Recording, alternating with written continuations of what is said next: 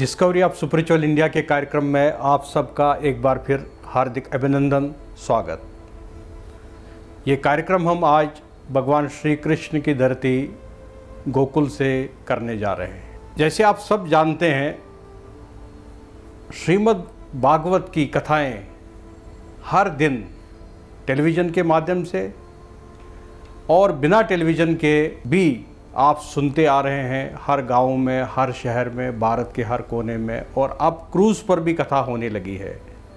क्या सिर्फ श्रीमद् भागवत एक कथा है, बहुत सारे कैरेक्टर्स का वर्णन है, या एक माइथोलॉजिकल स्टोरी है?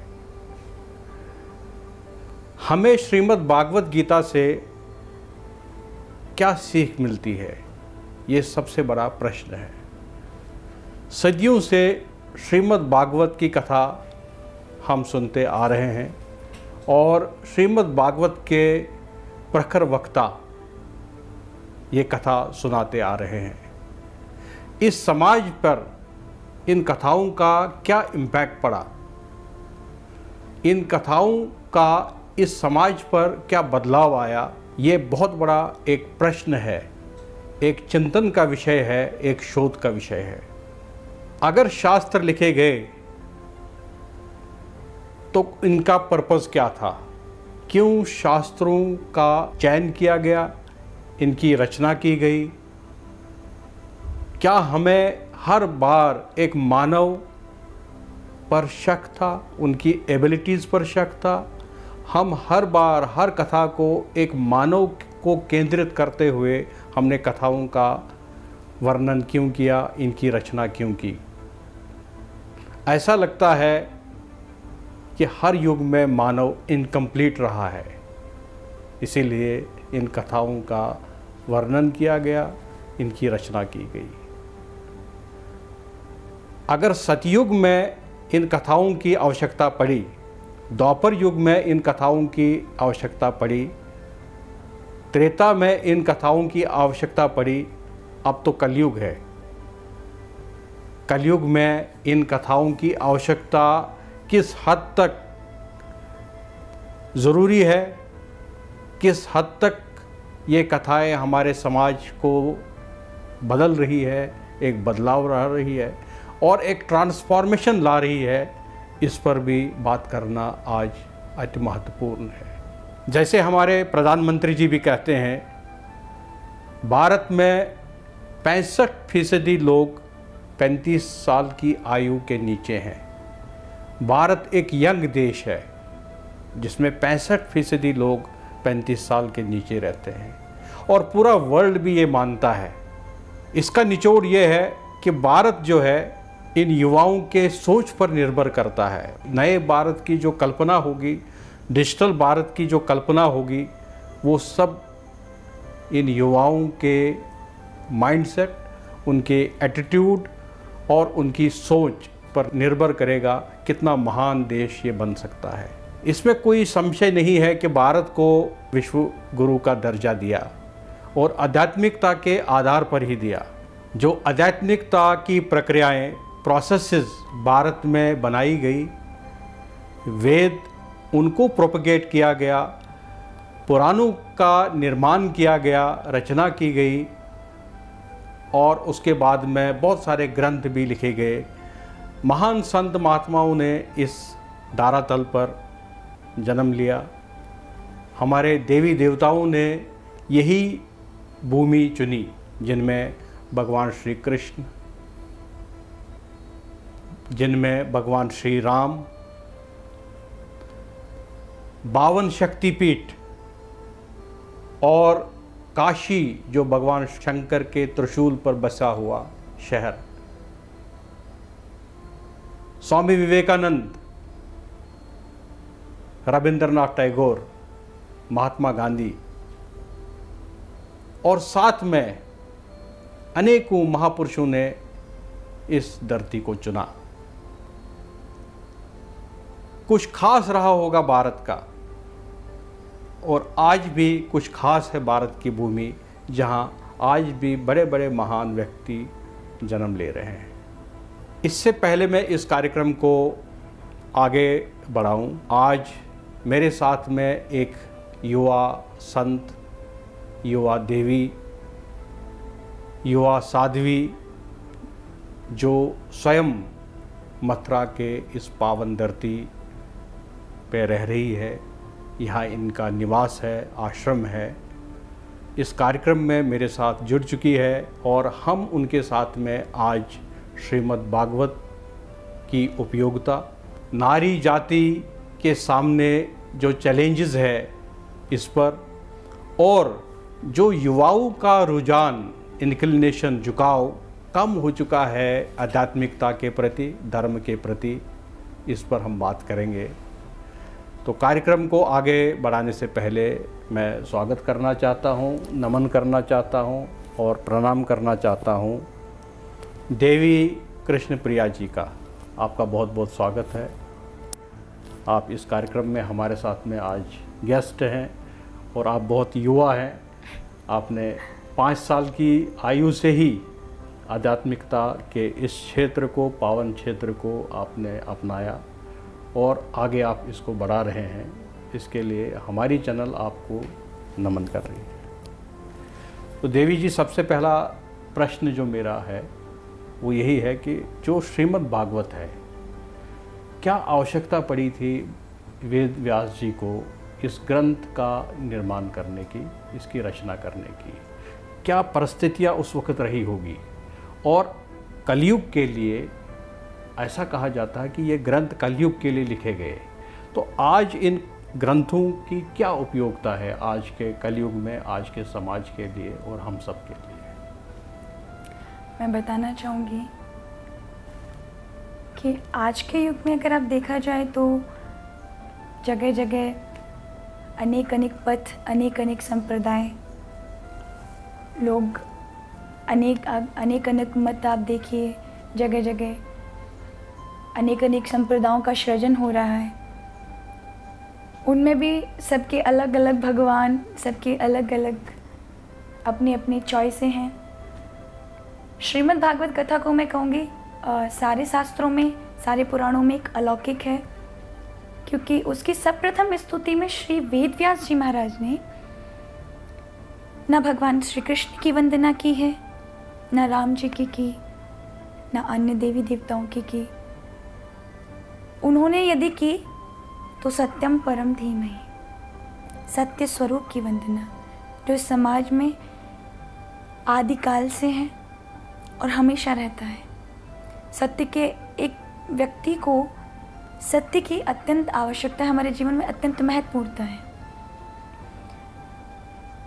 तो उन्होंने देखा कि आगे चलकर कलयुग में अनेक अनेक पंथ, अनेक अनेक संप्रदाय होंगे। अगर मैं यहाँ भगवान कृष्ण को उनकी वंदना करूँगा तो जो वैष्णव हैं, वैष्णव धर्म संप्रदाय से हैं, वो उसको लेकर बैठ जाएंगे कि हमारा ग्रंथ है। तो शैव समाज तो अलग से, हाँ, शैव समाज हमारा है। सत्यम परम धीमहि का अर्थ, मतलब ही यही था कि इस ग्रंथ से सारे लोग जुड़े, इसका सब लाभ ले सकें। किसी एक देव पर आधारित नहीं है, ये समाज के कल्याण के लिए। इसलिए उन्होंने एक वंदना भी जो की, उसका एक अलग महत्व है। सर्वप्रथम महात्म्य के श्लोक में ही जब महात्म्य का समापन होता है तो मंगलाचरण आता है श्रीमद् भागवत कथा का प्रथम स्कंद का।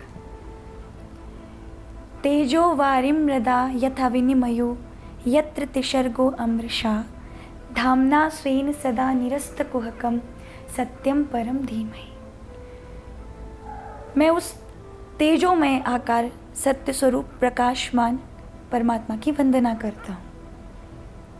अगर आप देखा जाए, हम चाहे कितना भी असत्य भाषण करें, और करते भी हैं, आज आप दैनिक जीवन में देखें तो अधिक से अधिक लोग ज़्यादातर असत्य का ही संभाषण करते हैं। लेकिन कहीं ना कहीं हम सामने वाले से ये चाहते हैं कि वो सत्य बोले, वो जो भी बोले वो हमसे सत्य ही बोले।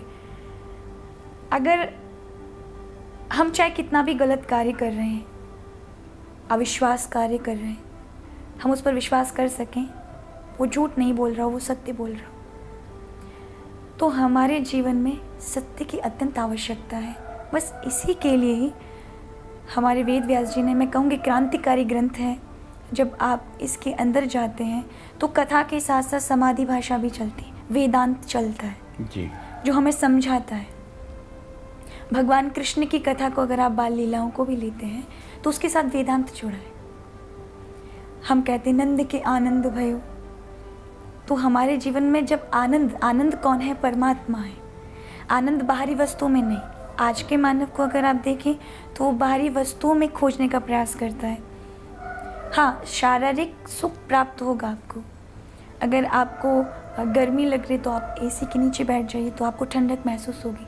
लेकिन जो एक आदमी को, आज के मनुष्य को शांति चाहिए, एक जो आनंद की अनुभूति चाहिए, उसको वहाँ नीचे नहीं मिलने वाली। लेकिन जो मैक्सिमम अगर हम श्रीमद् भागवत की बात करें तो मेजॉरिटी उसमें जो कथाओं का वर्णन है वो भगवान कृष्ण पर आधारित है। सब कृष्ण की लीलाओं पर ज़्यादा आधारित है ग्रंथ। तो फिर एक तो ये तो पर्टिकुलर एक परमात्मा, एक देवता के ऊपर ही तो ग्रंथ लिखा गया है। ये 24 अवतारों का वर्णन है इसमें जी।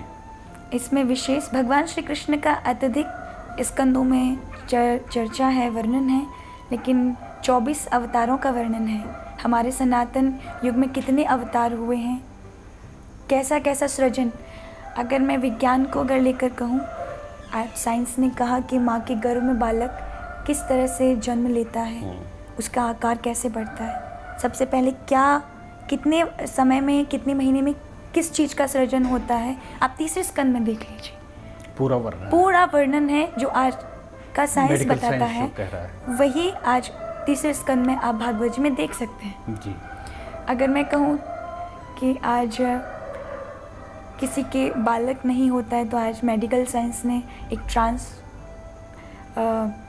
किसी के गर्भ को किसी दूसरे गर्भ में ट्रांसफर कर, टेस्ट टू बेबी जो कॉन्सेप्ट है, वही जी। अगर आप देखें तो भगवान श्री कृष्ण के माँ देवकी के जब 7वां गर्भ था, जिनमें बलराम भैया को हम बोलते हैं, उनको रोहिणी के गर्भ में 7वें महीने में पहुंचाए। तो कहीं ना कहीं ये सारी चीज़ें हमारी भागवत जी में मिलती हैं। और वो केवल यही नहीं कहता, समाज को सुधारने का एक बहुत बड़ा जरिया है। एक परिवार को किस तरह से रहना चाहिए, एक माता पिता के प्रति कैसा कर्तव्य होना चाहिए बालक का। हम भौतिकता की ओर बढ़ें लेकिन साथ साथ अध्यात्म की ओर मन विचलित ना हो। अगर हम कुछ अन्न का उपयोग करें या कुछ खा रहे हैं अपने जीवन में कुछ, तो केवल हम अपना स्वार्थ ना बने। क्योंकि आज के युवा को आप देखें तो आपने जैसा कहा अभी कि भारतवर्ष युवाओं के कारण जाना जाता है, बिल्कुल सत्य है। युवाओं ने, चंद्रशेखर आज़ाद, सुभाष चंद्र बोस, ऐसे युवाओं ने इस देश के लिए महान कार्य किए हैं जी। अगर आज देखा जाए, पहले के युवा अपने जान को दे देते थे, बलिदान कर देते थे इस देश के लिए, समाज के लिए। लेकिन आज का युवा बलिदान तो छोड़े, वो स्वार्थ में है, बस मेरा अच्छा हो, बाकी का मुझे किसी से कोई मतलब नहीं है। भागवत कथा उससे ऊपर उठने का जरिया है। भागवत कथा समाज को ही नहीं बल्कि व्यक्ति के अंतर्गत स्वभाव के विकारों को हटा देती है। अगर आप सच्चे मन से उसका अनुसरण करते हैं तो बहुत सुंदर सुंदर सीखें यहाँ से प्राप्त होती हैं। मतलब आपका ये कहना है कि साइंस भी श्रीमद् भागवत में है। हाँ। और जो हमारा जो वैल्यू सिस्टम है, समाज का जो ढांचा है, जो हमारा एटीट्यूड है, बिहेवियर है, कैरेक्टर है, वो उसका भी वर्णन है श्रीमद् भागवत में। आज आप देखिए भागवत कथा में नारियों के प्रति कितना सम्मान का वर्णन है। श्री कर्दम ऋषि जी महाराज का जब वर्णन आता है भागवत कथा में, तो उनकी जो धर्म पत्नी है देवहूति जी, उनके विषय में देखिए कि कर्दम ऋषि एक नारी के अंदर कितनी त्याग की भावना है। आज भी अगर देखा जाए तो हमारी माताओं के अंदर इतनी त्याग की भावना है कि आज भी कई जगह सबसे पहले घर के बुजुर्गों को भोजन कराने के उपरांत पीछे खाती है। तो अगर आप देखें तो ऐसी कई बातें भागवत कथा में मिलती है, जिससे इसका मतलब ये नहीं कि हम हीन हैं। एक परिवार को लेकर चलने का, एक प्रेम बनाने का, ये जो एक, क्योंकि आज के अगर आप देखें आपस में पारिवारिक कलह कलेश, एक दूसरे में मन का ना बनना, सामंजस्य ना होना, एक बहुत बड़ा मुख्य कारण है। तो कहीं ना कहीं हम एक दूसरे के प्रति द्वेष भाव रखना और प्रेम का कम हो जाना, तो ये सब जब हम करते हैं तो दूसरे के प्रति भी लगता है कि हाँ, वो हमारे लिए इतना त्याग करते हैं, इतना प्रेम करते हैं, हमें भी कुछ करना चाहिए। एक ऐसा समाज बने तो वास्तविकता में एक अलग हमारा भारत होगा। युवा स्वार्थ की ओर ना देख करके अच्छे कार्य समाज की ओर देखे तो भी एक बहुत बड़ा अच्छा समाज बन सकता है। और भारत जो प्राय विश्व गुरु के नाम से जाना जाता था, आज भी जाना जाता है, लेकिन कहीं ना कहीं हमारा स्वार्थ बीच में आ जाता है। तो भागवत कथा के विषय में मैं कहूँगी कि भागवत कथा एक क्रांतिकारी ग्रंथ है। वो उसे आप झूठा नहीं साबित कर सकते। हर जगह कहीं ना कहीं वहाँ साइंस की बातें लिखी होती हैं। तो पहले सत्र में देवी जी के साथ में हमने चर्चा की, हमने जाना श्रीमद् भागवत की उपयोगिता क्या है। यहाँ हमें बहुत इम्पॉर्टेंट एक जानकारी प्राप्त हुई, जो आज मेडिकल साइंस ने टेस्ट ट्यूब बेबी का इन्वेंशन किया। देवी जी का कहना है कि इसका वर्णन श्रीमद् भागवत में है और अच्छी तरह से प्रयोग भी किया गया है। बाकी हमारे character building, behavioural activities, attitude, ethics और वैल्यू सिस्टम, इन सब का वर्णन श्रीमद् भागवत में है। और इस ग्रंथ की रचना इसलिए की गई थी क्योंकि उस वक़्त, उस काल में ऋषि मुनियों को कलयुग आने का संकेत हुआ था। और कलयुग को में एक जीव कैसे अपना जीवन अच्छी तरह से चला सके, इसलिए इस ग्रंथ का वर्णन किया गया था।